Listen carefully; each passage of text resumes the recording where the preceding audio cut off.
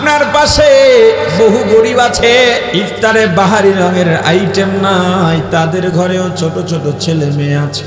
তোমার বাড়ির ইফতার দেখে মনে কষ্ট লাগে, তারও খেতে মনে চায়। ছোট ছোট ছেলে মেয়েরা বাবার সম্পদ আছে না নাই তা বোঝে না, মায়ের কাছে গিয়া চোখের পানি ছেড়ে বলে, মা ওই ঘরে অমুক জিনিস আসছে, আমারও খাইতে মনে চায়।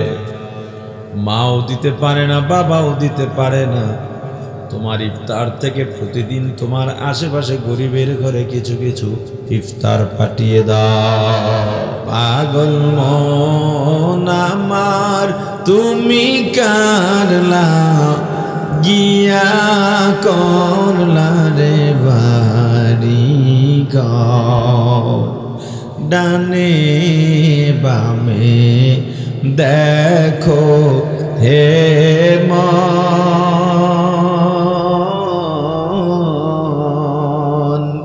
ছোট বড়র মৃত্যু বড়,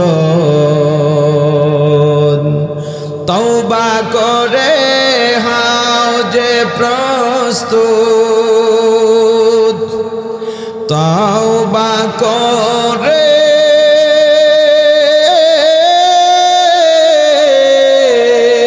হাও যে প্রস্তুত, দরবারে আল্লাহ তাআলার তুমি করলা গিয়া করলা রে সুখের ঘর। পাগল মন আমার তুমি করলা গিয়া করলা রে বাড়ি ঘর। পাগল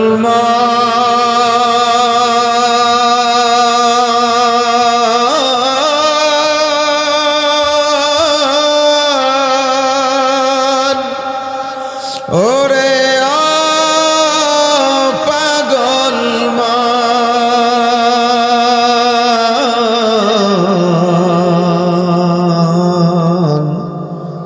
আমার, পাগল মন। ওরে আল্লাহর গোলাম, আল্লাহ বলেন বান্দা তুই আমার পিছনে দৌড়া, দুনিয়া তোর পিছনে দৌড়ানোর ব্যবস্থা আমি করে দেব। কিন্তু বান্দা যখন তুই দুনিয়ার পিছে দৌড়াস, তোর পিছে পিছে জাহান্নাম তোকে ধরার অপেক্ষায় থাকে। দুনিয়ার জীবনটা যখন শেষ হয়ে যায়, জাহান্নাম তোকে কবজা করে নিয়ে যায়। ওরে বান্দা, ওই কবরের জীবন থেকে যে তোর আযাব শুরু হবে আর বুঝি বন্ধ হওয়ার নাম গন্ধ থাকবে না। একবার বালিশের সঙ্গে মাথাটা লাগাইয়া চিন্তা করা দরকার, মৃত্যু তো হবেই, মরা তো লাগবেই। আজরাইল কেমন, আজরাইল কেমন তাও তো জানি না। আজরাইল যখন আসবে কেমন করব, ওই কবরে নিয়ে রাখলে ওখানে কেমনে একা থাকবো, ওই কবরে কি হয় তাও জানি না, কবরে কেমনে থাকবো তাও জানি না। আমার বাবা চলে গেলেন, দাদা চলে গেলেন, নানা চলে গেলেন, নানি চলে গেলেন, দাদি চলে গেলেন, মা চলে গেলেন, আমার ভাই চলে গেলেন, স্ত্রী চলে গেলেন, সন্তান চলে গেলেন, বন্ধু চলে গেলেন। এরপরও কেন হুঁশ আমার হয় না? একবার যদি ভাবি এই দুনিয়া থেকে যারাই চলে গেল তারা তো কিছু নিয়ে কবরে যাইতে পারে নাই। এখনই দুনিয়ার থেকে বিমুখ হইয়া তওবা করা দরকার। আজরাইল এখনই চলে আসতে পারে। যদি আমাকে ওই খাঁচার মধ্যে ঢুকাইয়া রাইখা দেওয়া হয়, খাঁচার গেটটাও খোলা, চিড়িয়াখানার বাঘ যে কোনো সময় খাঁচার মধ্যে ঢুকে পড়বে। আমি তাকায় দেখলাম বাঘটা আশেপাশে ঘোরাফেরা করতেছে। কোনো বুদ্ধিমান মানুষ ওই খাঁচার মধ্যে আর থাকতে পারে না। আজরাইল তোমার আমার পেছনে দৈনিক ঘোরে, ওই কবর তোমাকে আমাকে ডাকে আর বলে, ওরে বুনিয়াদম, আমি কবর কিন্তু ভালো জায়গা না, আমি কবর কিন্তু সাপ বিচ্ছুর ঘর, আমি কবর কিন্তু জাহান্নামের আগুনের গাড়া।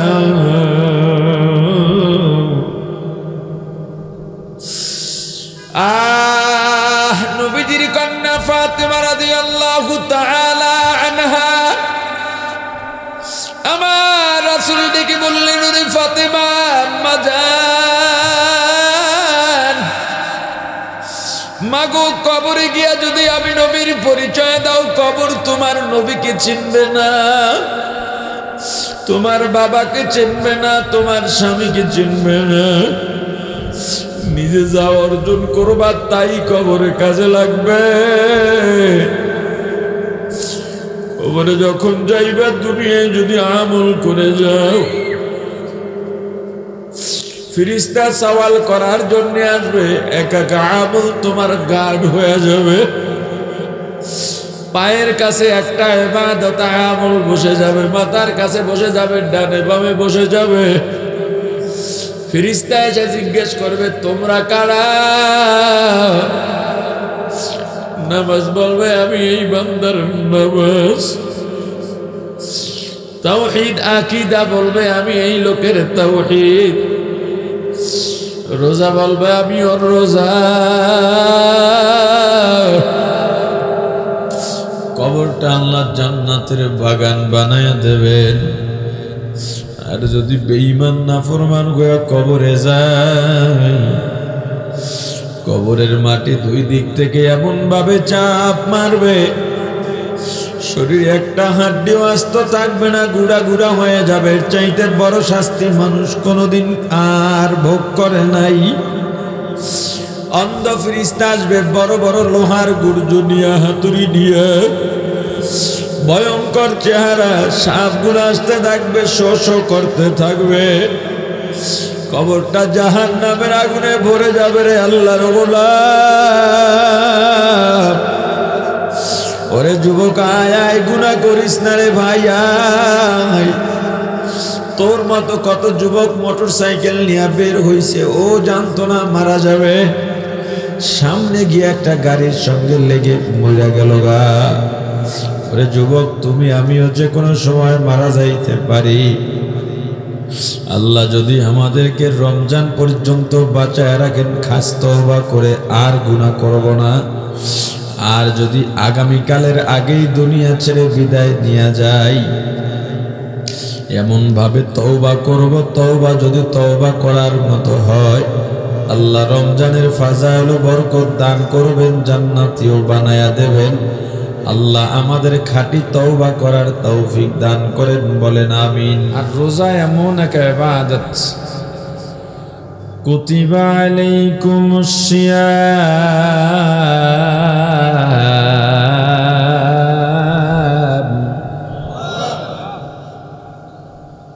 কামা কুতিবা আলাল্লাযীনা মিন ক্বাবলিকুম لعلكم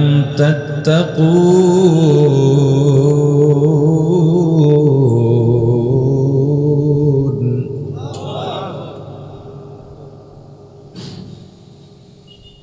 يا أيها الذين آمنوا كتب عليكم الصيام كما كتب على الذين من قبلكم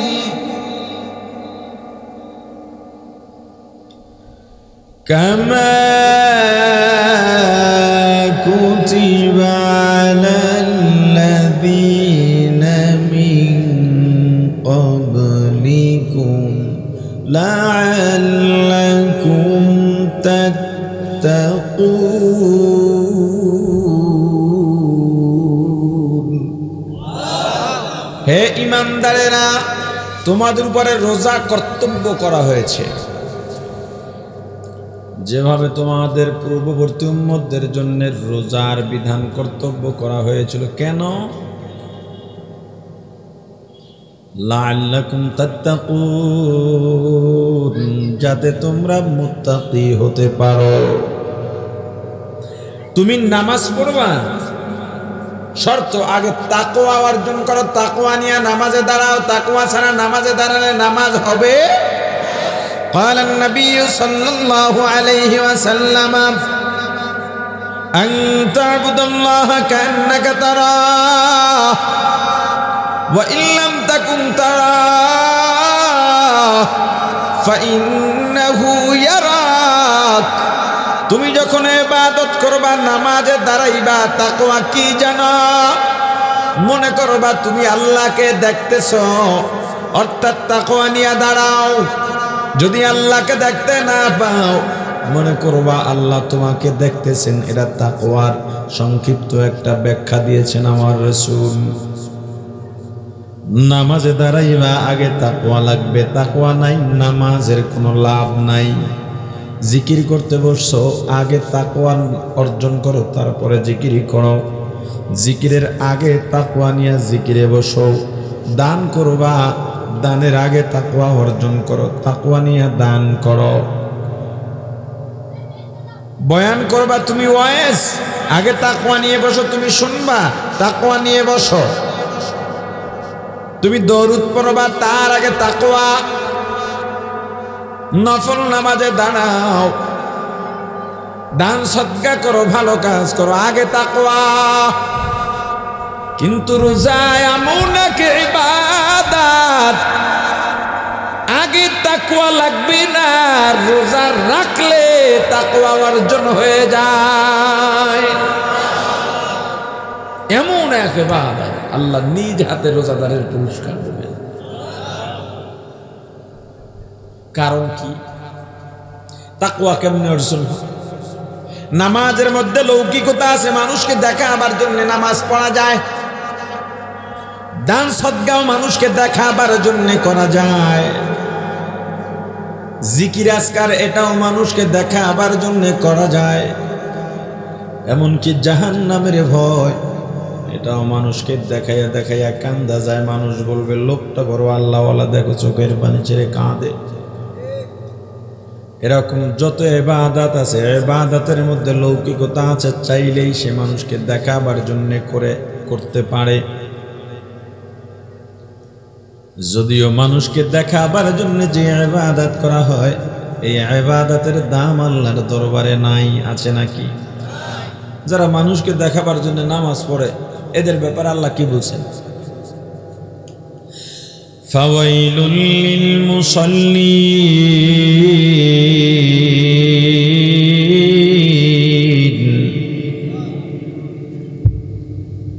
আল্লাযীনা হুম আন সালাতিহিম সাহুন আল্লাযীনা হুম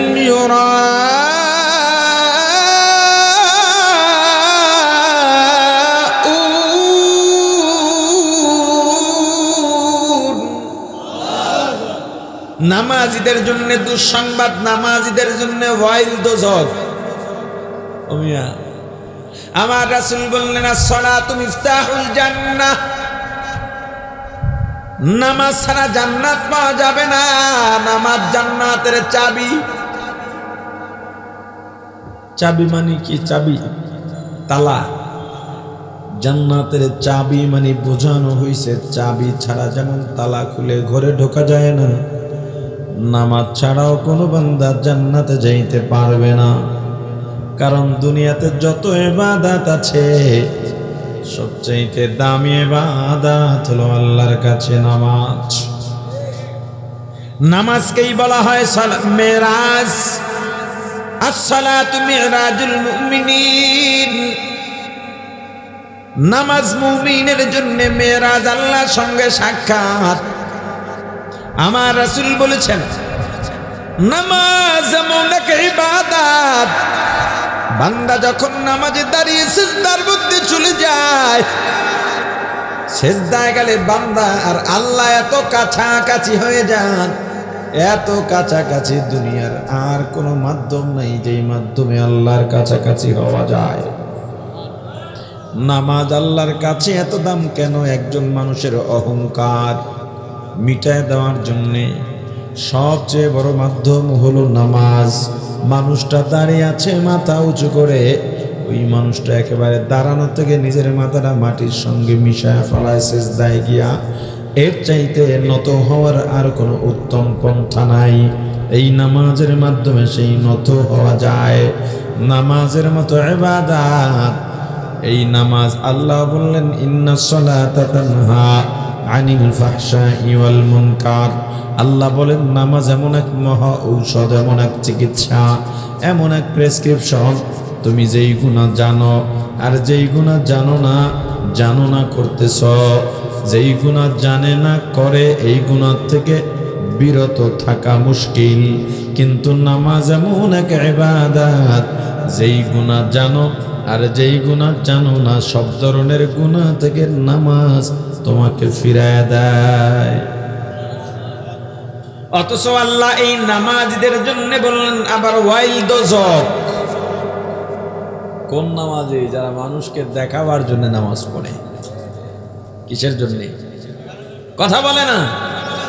আপনি চাইলে দুনিয়ায় যত ইবাদত আছে মানুষকে দেখাবার জন্য করতে পারেন, তবে মানুষকে দেখাবার জন্য যে ইবাদত করা হয়, ওই ইবাদত রিয়াযুক্ত ইবাদত, ওই ইবাদত তো আল্লাহর কাছে কবুল হবে না, বরং আল্লাহ তোমার সমস্ত আমলগুলো পুড়ে ভস্ম করে দেবেন।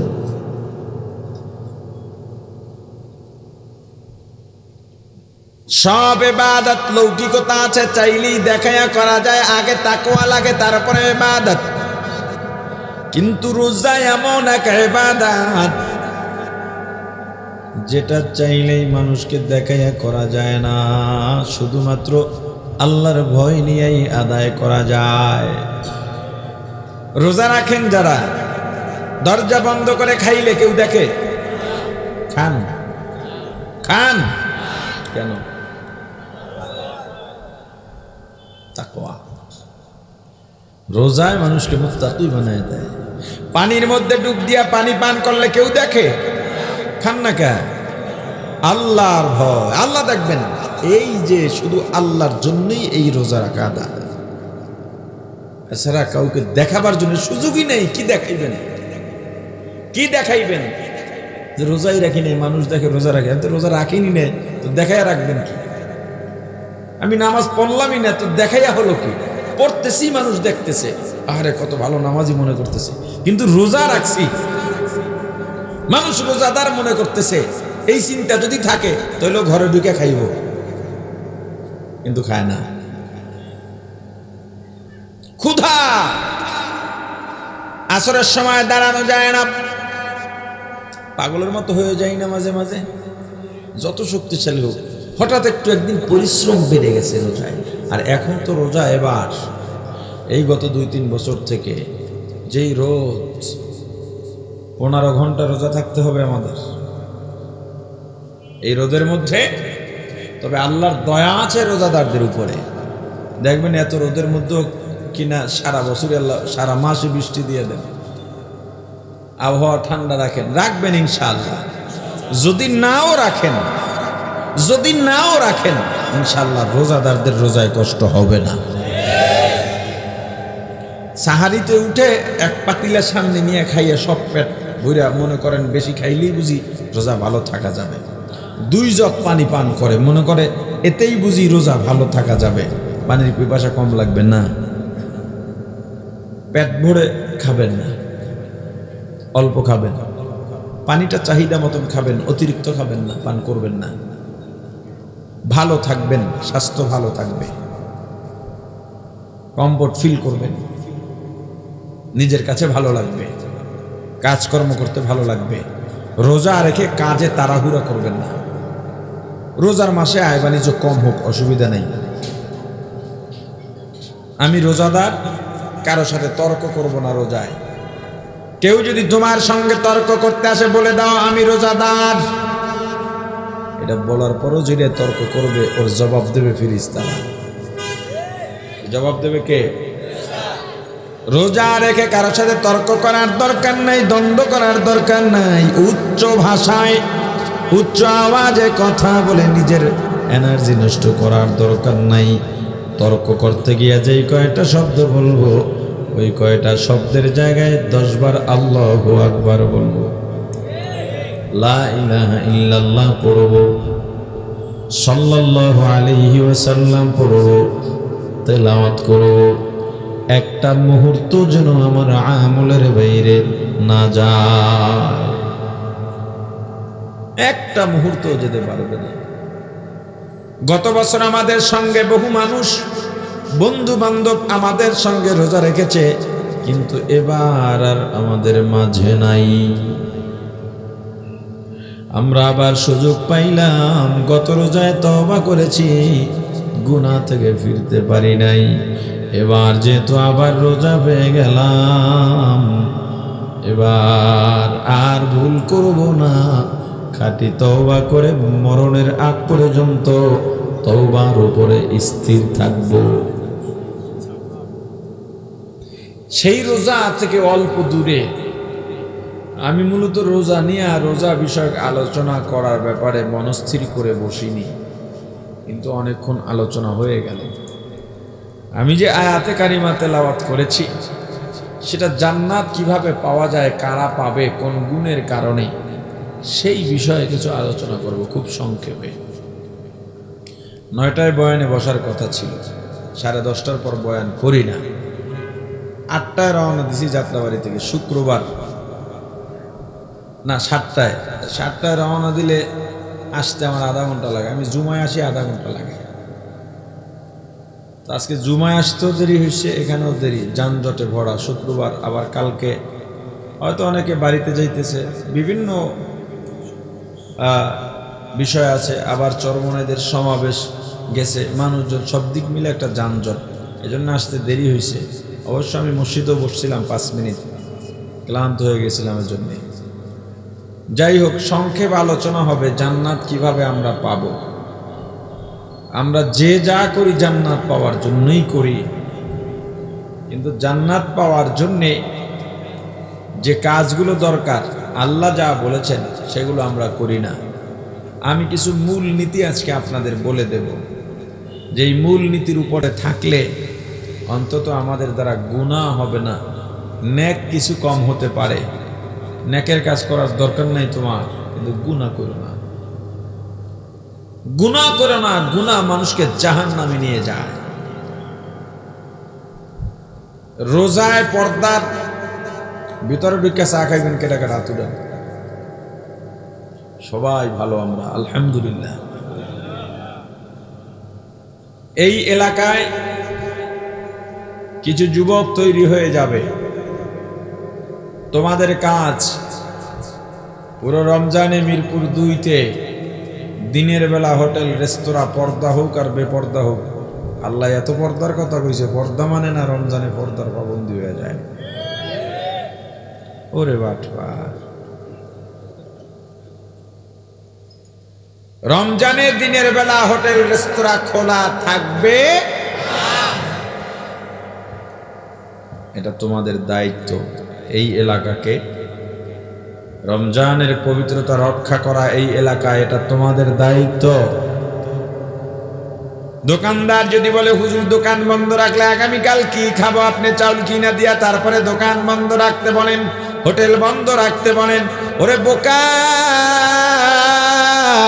আমি কেন তোমাকে চাউল কিনে দেব? বরং তোমার দায়িত্ব ছিল দিনের বেলা হোটেল রেস্তোরাঁ বন্ধ রাখা, তুমি বন্ধ রাখো নাই। আমি যে তোমাকে বলে দিলাম, এই যে তোমাকে স্মরণ করায় দিলাম, ভালো কথা মনে করায় দিলাম, এজন্যে খুশি হইয়া আমাকে তোমার চাউল কিনে দেওয়া দরকার। আমি তো চাউল চাই নাই তোমার কাছে। এমনও নাফরমান আমার দেশে আছে, আপনি রমজানের দিনের বেলা হোটেল রেস্তোরাঁ বন্ধ রাখতে বললে বলে চাউল কিনে দেন, আমার ঘরের চাউল লাগবে, আপনি কি দেবেন? তুমি এই কথা বলতেছো, তুমি কি জানো এই দেশে কত দিন মজুর এই রোজায় হাফ বেলা কাজ করে অল্প টাকায় একটা খেজুর কেনার মতো সামর্থ্য নাই, এক গ্লাস পানি দিয়ে নুন দিয়ে আর লেবু দিয়ে শরবত বানিয়ে ইফতার সারে আর সাহারিতে অল্প কিছু ভাত খেয়ে সারা দিন কাটিয়ে দেয়। তুমি কি জানো তাদের মর্যাদা আল্লাহর দরবারে কত? পীরের আগেও জান্নাতে যাবে, বুজুর্গের আগে জান্নাতে যাবে। বিশ্ববিখ্যাত পীর, মুরিদরা খাবার সামনে দিয়ে ভরে ফেলেছে, পেট ভরে খেয়ে তাহাজ্জুদ পড়েছে। আর একজন দিনমজুর খেজুর দিয়ে ইফতার করেছে। সন্ধ্যা রাতের খাবার জুটল না, চিন্তা করেছে সাহারিতে কিছু খাবো। এই গরিবও তাহাজ্জুদ পড়েছে, পেট ভরা পীরের আগে এই গরিব জান্নাতে যাবে। যাদেরকে আল্লাহ স্বাবলম্বী করেছেন, বাহারি রঙের ইফতার বানিয়ে বাসায় এনে খাবেন। আপনার পাশে বহু গরিব আছে,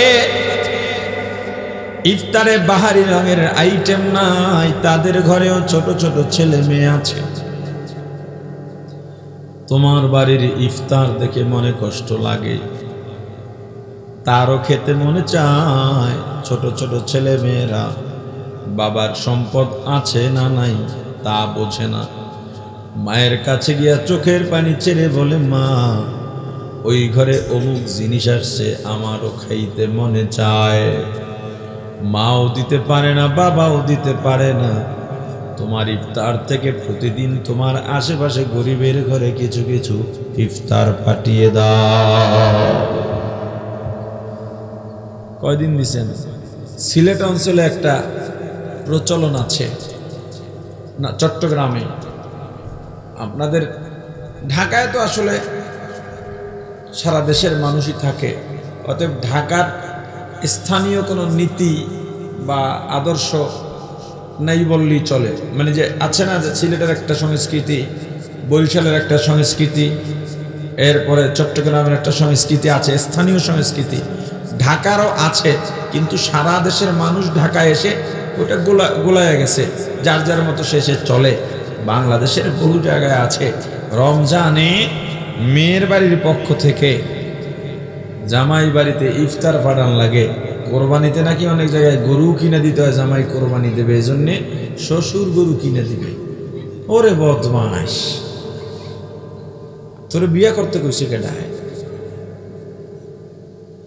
এর সে রাস্তায় যারা ভিক্ষা করে ওরাও তো তোর থেকে অনেক অনেক অনেক উঁচু মর্যাদার মানুষ। শ্বশুর বাড়ির টাকার দিকে যারা তাকায়া থাকে, যেই পুরুষরা, হ্যাঁ, রমজানে ইফতার দিয়ে আসতে হয়, নাইলে অনেকের তালাকও হয়ে যায়। অথচ গরিবের ইফতার দেওয়া দরকার, এদিকে খবর নাই। নিয়ত করেন সবাই, আপনি যদি 2টা খেজুর খান, পাশের গরিবকে 1টা খেজুর দেবেন। প্রতিদিন অন্তত 5 জন গরিবকে, 5 জন অনাহারীকে, 5 জন রোজাদারকে আমি ইফতার করাবো। কয় টাকা যায়? বাড়িওয়ালারা কয় টাকা যায়? পাশে ভাড়া থাকে, জানেন গরিব মানুষ, পাঠান না প্রতিদিন কিছু কিছু ইফতার পাঠান। আরে 1 বোতল বুরহানি পাঠিয়ে দেন, আর কিছু লাগবে না। 5টা খেজুর পাঠিয়ে দেন।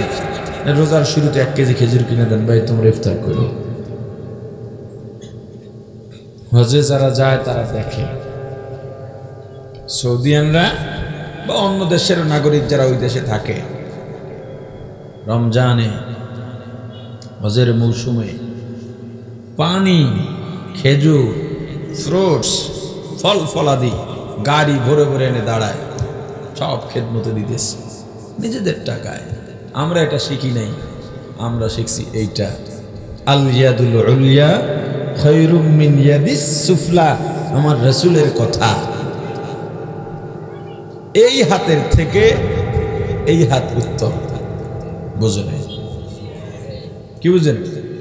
এইটার থেকে এইটা উত্তম, এইটা বাদ দেন, এইটা হবে।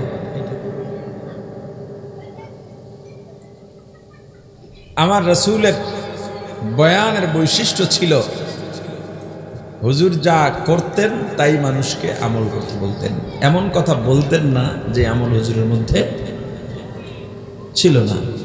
আমরা তো বয়ান করি, নিজের মধ্যে খবর নাই, পাবলিকের সমানে পাম দিই।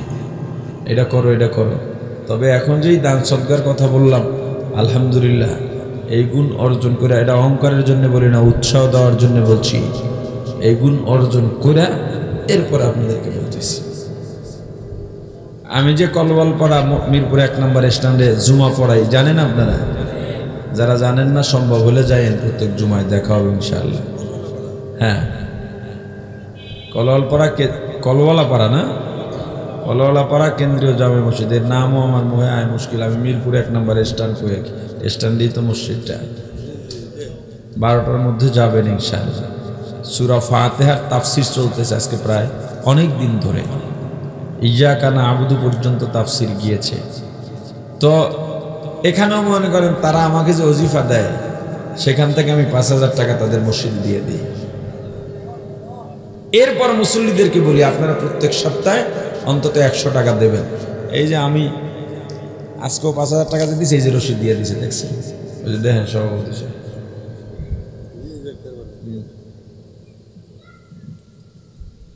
এটা বলার কারণ কি, মানুষ তো জানে এই টুকটাক করি, এটা বলা আপনাদেরকে উৎসাহ দেওয়া।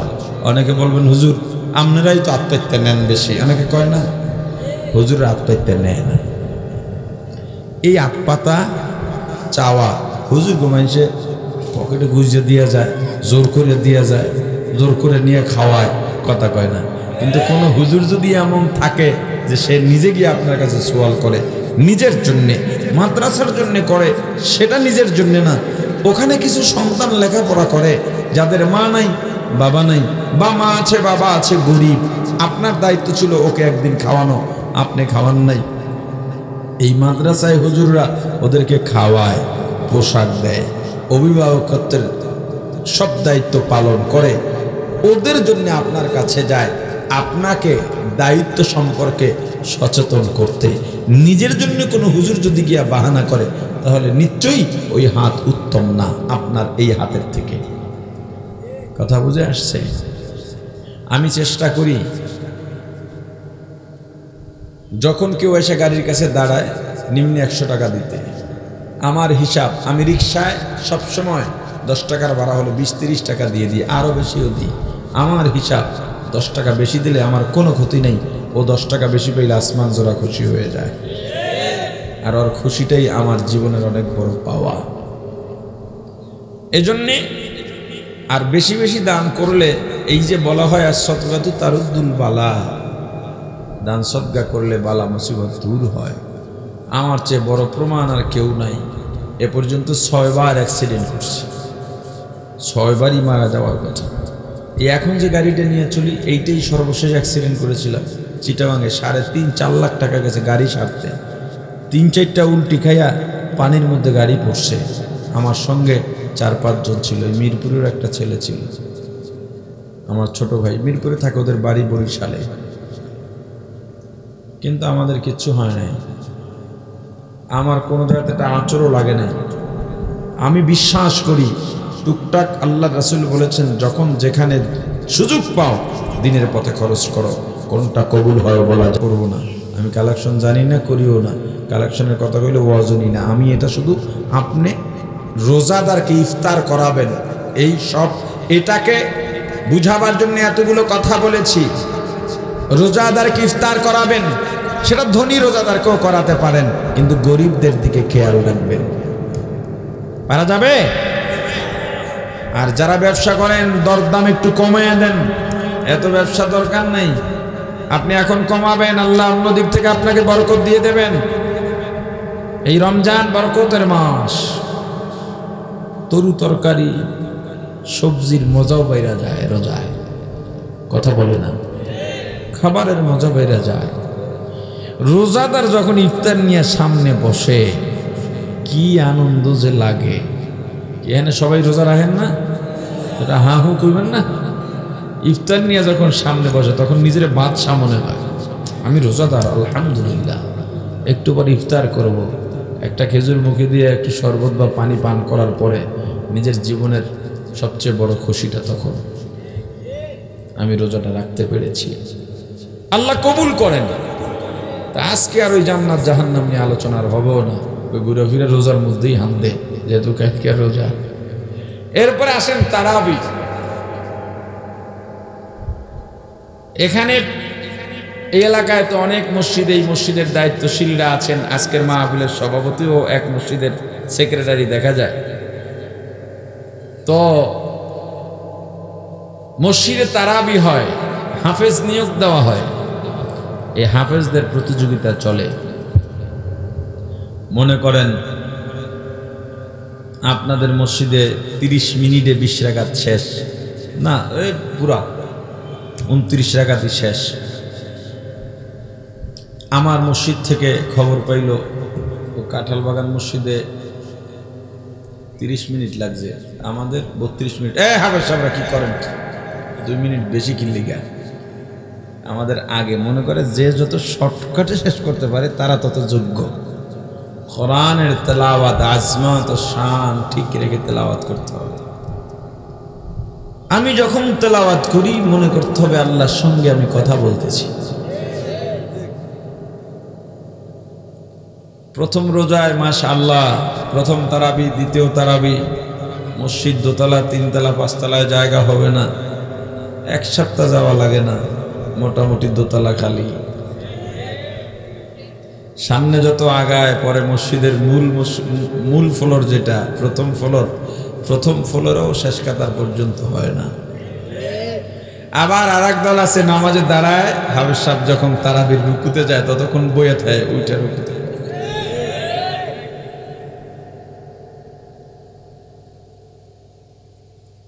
নামাজকে এভাবে অবহেলা করা যাবে না।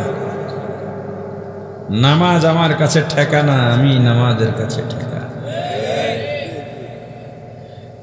তারাবি মানি হলো কি? রেস্ট নেওয়া কয় না। এই রেস্ট কি রেস্ট? বিশ্রাম। 4 রাকাত পরে বসবেন, একটু দরুদ পড়বেন, দোয়া করবেন, 10 বার তাসবিহ পড়বেন। ওরে আল্লাহ, মুসল্লিরা খুব বিজি, এদের ডায়েরি খালি নাই। বাইরে না গেলে দুনিয়া ধ্বংস হয়ে যাবে এমন এক অবস্থা। হুজুর বসে যে একটা দোয়া পড়বে বা 2 বার তাসবিহ পড়বে, সে হুজুর হে আগে খারাই গেছে গা। এই যে আমরা জুমায় খুতবা পড়ি, 2টা বাক্যের পরেই বেশিরভাগ সময় খুতবা শেষ হয়। একটা হলো ফাযকুরুনি আযকুরকুম ওয়াশকুরুলি ওয়ালা তাকফুরুন, আর একটা কি শেষে হলো ওয়ালা যিকরুল্লাহি আকবার। এরকমই আর কি, এরকম না? ও খুতবা যখন পড়ি তখন মনে হয়, এখন মাথায় আসতেছে না। আচ্ছা যাই হোক, এই 2টা বাক্য খতিব সাহেব কেবল বলতেছে ফাযকুরুনি আযকুরকুম, মুক্তাদি দাঁড়িয়ে গেছে অলরেডি। এরা খুব বিজি, সময় তাদের খুব সংক্ষেপ। আমি অনেক আগে এক মসজিদে ফাযকুরুনি যখন পড়ছি সব খারাপ হয়ে গেছে। মাশাআল্লাহ, আমি ফাযকুরুনি আযকুরকুম ওয়াশকুরুলি ওয়ালা তাকফুরুন পড়ে সামনে আয়াত পড়া শুরু করছি। এটা তো কোরআনের আয়াত, সামনে আয়াত পড়া শুরু করছি, আবার সব বয়ে গেছে। এরপর থেকে আর কোন সময় দাঁড়ায় না। ইমাম তারাবি পড়াচ্ছেন, তারাবির ইমাম, উনি বসে আছেন, 4 রাকাত পরে বসবেন কিছুক্ষণ, এটা সুন্নাত। আবার যে দোয়া পড়ে সুবহান আজিল মুলকি, এই দোয়া আমি জানি না, এই দোয়া জরুরি না। সবাই শুনি পড়তেছে, পুরা কারেন্ট ফেল, শেষ সময় রুহ করে ডাক দেয়। শহর বাজার এটা কমে গেছে এখন, না মোটামুটি কমছে, গ্রাম অঞ্চলে আছে। এটাকে মনে করে তারাবির অংশ, এমন ভাবে পড়ে। দরুদ শরীফ পড়বেন, ওই দোয়ার থেকে দরুদ শরীফের ফজিলত বেশি। একটু বসবেন। আপনি যদি 4 রাকাত পরে পরে একটু বসে আবার পড়েন, 20 রাকাত নামাজ আপনার মনেই হবে না যে কোথার থেকে চলে গেল। ইমাম সাহেব যারা নামাজ পড়ান, হাফেজ সাহেবরা, রুকুতে গিয়ে 1 তাসবিহও পড়তে পারি না। রুকুতে ইমাম সাহেব যায়, মুক্তাদি যাইতেছে, এই সময় ইমাম সাহেব ওঠে। ইমাম সাহেব উঠা সেজদায় যাইতেছে, তখন মুক্তাদি রুকুর থেকে উঠতেছে। ইমাম সাহেব সেজদা 2টা শেষ, তখন মুক্তাদি 1টা দিতেছে। মুরব্বিও তো আছে পেছনে, মুরব্বিরা আছে না। ইমাম সাহেব দাঁড়ায় গেছে অলরেডি, ওদিকে মুক্তাদিরা এখনো সেজদা দিতেছে, না পারতেছে তাসবিহ। নামাজ নিয়ে এই তামাশা বাদ দিতে হবে। সুন্দর করে রুকুতে দেরি করা ওয়াজিব, সেজদায় দেরি করা কতক্ষণ দেরি করবেন? শুদ্ধ করে একবার তাসবিহ পড়তে যতক্ষণ সময় লাগে, সুবহান রাব্বিল আযীম, এতক্ষণ সময় থাকতেই হবে। সুবহান রাব্বিল আ'লা। সারাটা জীবন কাটায় দিলা দুনিয়ার কাজে, দুনিয়ার কাজে, দুনিয়ার কাজে। নামাজে গেলে 3 বার সুন্দর করে তাসবিহ পড়তে তোমার এত সময় নষ্ট হওয়ার চিন্তা কেন? কিসের মুসলমান তুমি ভাই? রুকুতে গিয়ে 3 বার তাসবিহ পড়ার মতো ধৈর্য তোমার কেন হয় না? রুকু থেকে সুন্দরভাবে দাঁড়িয়ে একটু স্থির হয়ে দাঁড়াও। দাঁড়াবার আগে সেজদায় কেমনে? রুকুতে গিয়া আর দাঁড়ায় না, লুঙ্গি পায়জামা থাকলে এমনি টান দিয়ে সেজদায় যায়। খালি ঠিক ঠিক করে না। আমি যা বলি, একদিন মসজিদে ফরজ নামাজ শেষ করে সুন্নত পরে পড়েন, গেটে দাঁড়ায় দেখেন সামনে কেমনে কি নামাজ পড়ে। রুকুতে আছে, এখন দাঁড়াবে না, তাও দাঁড়ায় না, এই যায় আর লুঙ্গিটাই না সেজদায় যায়। সেজদায় গিয়া সোজা হয়ে বসবে না, সেজদার থেকে উঠে তা না, ওই মাথা সেজদার ও জায়গায় আছে, অল্প একটু উঠে হাত পিছিয়ে আনে আর সামনে টান দেয়, সামনে ঠেলা দেয়। এ হলো নামাজের অবস্থা। তারাবি মধুর আওয়াজে তেলাওয়াত করে হাফেজরা, মনে হয় যে অবতীর্ণ হচ্ছে, কোরআন নাজিল হচ্ছে। নামাজে বিভোর হয়ে থাকার কথা, এর রুকু পর্যন্ত বসে বসছে, পারে না বিড়িতে একটা টান মারে। মসজিদ আমার নিজের দেখা, একসময় এই পান খায়, কি রে পান খাইতেছে, কয় যাইতে দেরি, গেলাস আছে, পানির বোতল রাখা আছে, জানলার পাশে দাঁড়ায়, আবার যেই রুকুতে যায় কুলি করে ফেলাইয়া রুকুতে গেছে। চিন্তা করেন কেমন পান কর। নামাজ আর নামাজ আল্লাহ আর বান্দার মাঝে সবচেয়ে বড় মেলার একটা জায়গা নামাজ। তারাবি কেমনে পড়বেন তাহলে? কারেন্ট গতি হবে, ভদ্র গতি হবে, সুন্দরভাবে নামাজ আদায় করতে হবে। তারাবি 4 রাকাত পরে বসবেন। এ ভাই না বসলে সমস্যা নাই, আমি আমার কথাটা বলে যাচ্ছি, একটু বসবেন, একবার হলো দরুদ শরীফ পড়বেন। এত তারা দিয়েন না, 2 ঘন্টাই ওখানে যান, বাকি 5 ঘন্টা তো নিজের কাজে আপনি ব্যয় করে দিলেন। এই যে নিজের কাজ বললাম, আসলে তো নিজের কাজ নয়, আমরা বোকা। যেটাকে নিজের কাজ বলি এটা নিজের নয়। এই যে এত কামাই রোজগার করা হয়, হাজী সাহেবের যদি বিল্ডিং থাকে, বাড়ি থাকে, অনেক কষ্ট করে বাড়ি করেছেন, হয়তো চাকরি করেছেন, না হয় ব্যবসা করেছেন, না হয় বিদেশ করেছেন, কোনোটাই কষ্ট কম নয়। মাথার ঘাম পায়ে ফেলে আনন্দ উল্লাস সব ত্যাগ করে কাজে লেগে গেছে। তুমি সন্তান ভূমিষ্ঠ হয়ে গেছো, বিয়ে করলাম 1 বছর 2 বছর, সন্তান যখন তুমি হয়ে গেলা, আমিও জওয়ান, আমার স্ত্রীও জওয়ান, এখনো 10টা বছর আমরা এনজয় করতে পারি, বিভিন্ন লোকেশনে ঘুরে বেড়াতে পারি, আনন্দ করতে পারি। কিন্তু যখনই তুমি দুনিয়াতে আইলা, আমরা আমাদের আনন্দ ভুলে গেলাম। তোমার মা তোমাকে নিয়ে ব্যস্ত, আমিও তোমাকে নিয়ে ব্যস্ত।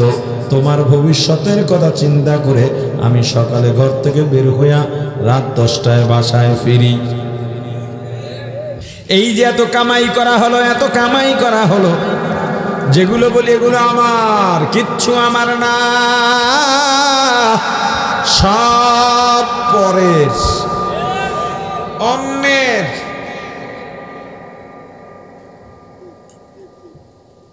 সন্তান আপনার, স্ত্রী আপনার। আরে এরা কারা? কথা বলেন না, এরা কারা? আপনি কি বোঝেন না? আপনাকে দিয়ে আপনার বাবা আপনার জন্য এত কষ্ট করে কামাই করে গেলেন, আজকে আপনার বাবা দুনিয়াতে নাই। আপনি কয়বার আপনার বাবার কথা স্মরণ করেন?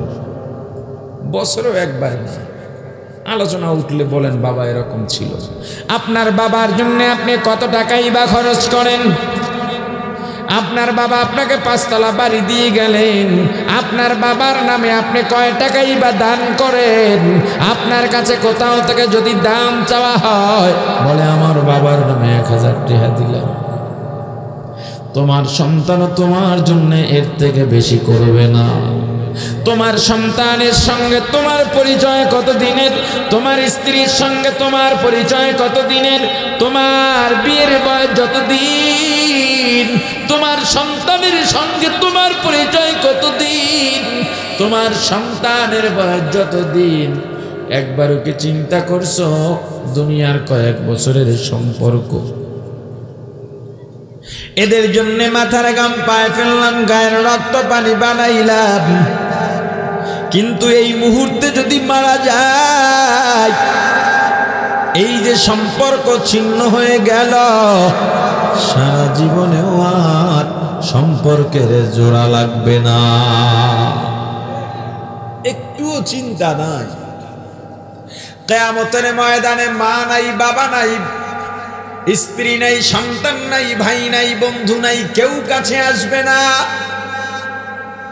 আমার বাবা আমাকে দেখলেই আমাকে ছেড়ে পালাবে, আমার সন্তানও আমাকে দেখলে পালাবে। একটা নেকের অভাবে জাহান্নামে যাব। আল্লাহর কাছে বলবো, আল্লাহ দুনিয়াতে আমার বহু আপনজন ছিল, বিশেষ করে আমার মা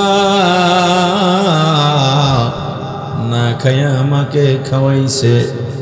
ওগো আল্লাহ, একটু সুযোগ দিলে মায়ের থেকে একটা নেক নিয়ে আসবো। আল্লাহ বলবেন, যা দেখ কার থেকে নেক। ইয়াউমা ইয়াফিরুল মারউ মিন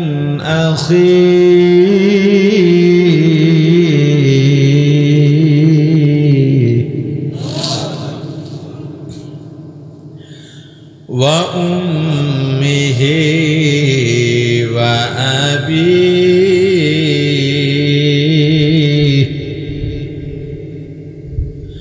ওয়া সাহিবাতিহি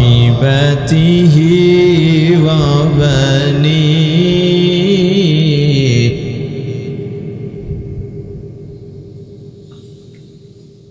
ইয়াউমা ইয়াফিরুল মারউ মিন আখিহি ওয়া উম্মিহি ওয়া আবিহি ওয়া সাহিবাতিহি ওয়া বানিহি।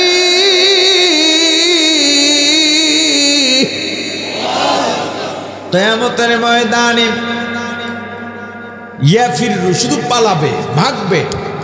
মা সন্তানকে দেখলে, সন্তান মাকে দেখলে, বাবা সন্তানকে, বাবা মাকে, স্ত্রী স্বামীকে, স্বামী স্ত্রীকে, ভাই বোনকে, বোন ভাইকে, বন্ধু বন্ধুকে দেখলে পালাবে। ঘটনাক্রমে যদি সন্তান আর মায়ের সঙ্গে দেখা হয়ে যায়, সন্তান বিনয় করে বলবে, মা দুনিয়ায় না খাইয়া খাওয়াইছো, অসুস্থ হয়ে গেলে ঘুমাও নাই, সারা রাত সেবা করছো রে মা গো, আজকে একটা নেকের অভাবে জাহান্নামে যাইতেছি। মা ডাক দিয়া বলবে, কিসের সন্তান, তোকে আমি চিনি না। বলবে, মা গো কেমনে চেনো না? আমি তো অমুকের সন্তান, আমার বাবা অমুক, যার জন্য তুমি রাত 2টা 3টা পর্যন্ত অপেক্ষা করতা। তখন জবাব দিয়া বলবে, কিসের সন্তান, কিসের স্বামী, আমার তো বিয়াই হয় না। পাগল মন আমার তুমি কারলা গিয়া করলা রে সুখের ঘর। পাগল মন আমার তুমি কারলা গিয়া করলা রে বাড়ি ঘর। ऊपर तलाए बाती जाले निस्तालाते अंधकार तुमी करला গিয়া করলা রে সুখের ঘর পাগল মন আমার তুমি কারলা গিয়া করলা রে বাড়ি ঘর দুদিনের এই রং তামাশা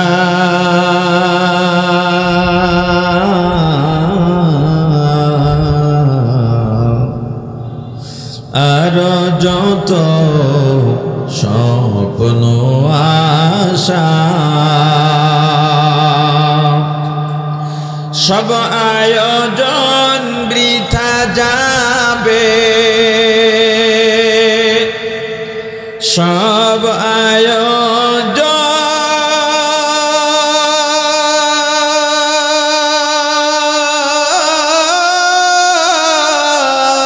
আয়োজন বৃথা যাবে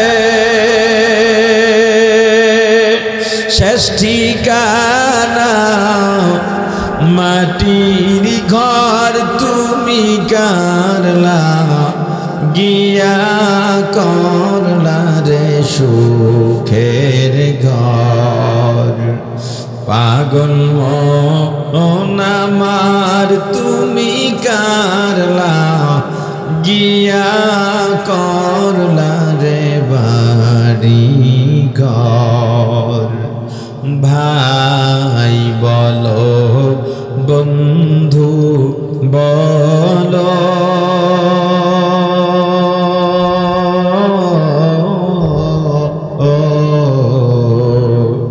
নয়তো কেওয়া কোন তোমার দু চারটা দিন কে দেখে হো রাখবে না যে খোঁজ খবর তুমি কারলা গিয়া করলা রে সুখের ঘর পাগল মন আমার তুমি কারলা গিয়া করলা রে বাড়ি ঘর ক্ষমতায়ার বাড়ি গাড়ি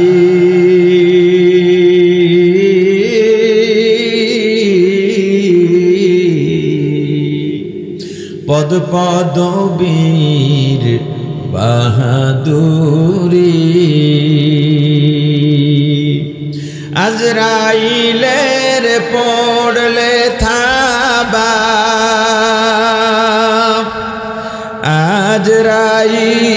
আজরাইলের পড়লে থাবা পাইবা না পথ পালাবার তুমি কারলা গিয়া করলা রে সুখের ঘর পাগল মন আমার তুমি কারলা গিয়া করলা রে বাড়ি ঘর ডানে বামে দেখো হে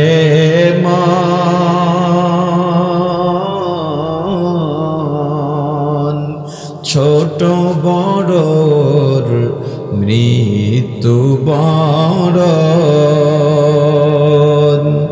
তওবা করে হাও যে প্রস্তুত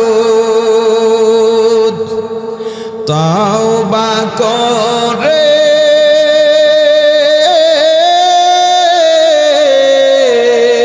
হাও যে প্রস্তুত দরবারে আল্লাহ তাআলার তুমি কারলা গিয়া করলা রে সুখের ঘর পাগল মন আমার তুমি কারলা গিয়া করলা রে বাড়ি ঘর পাগল মন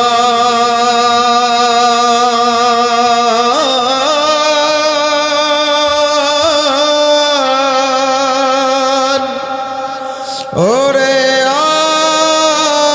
পাগল মন